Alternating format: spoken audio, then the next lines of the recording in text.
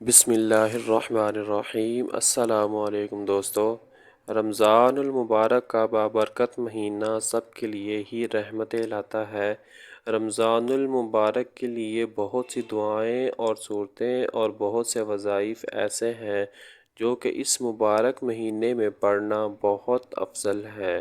اس مہینے میں اللہ تعالیٰ ثواب بھی کئی گنا بڑھا دیتا ہے اور بندہ روزہ رکھ کر اللہ تعالیٰ کے زیادہ قریب ہو جاتا ہے اور اللہ تعالیٰ دعائیں بھی قبول کرتا ہے۔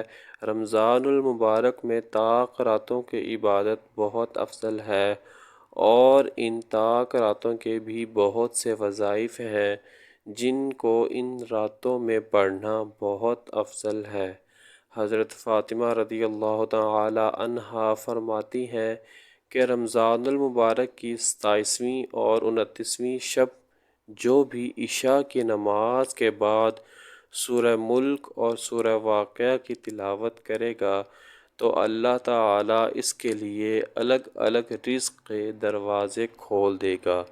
سورہ واقعہ اور سورہ ملک کے علاوہ سورہ بقرہ بھی پڑھنا بہت افضل ہے جو کہ آپ کے گھر کو بری نظر سے بچاتا ہے اور آپ کے رزق میں اضافہ کا باعث بنتا ہے۔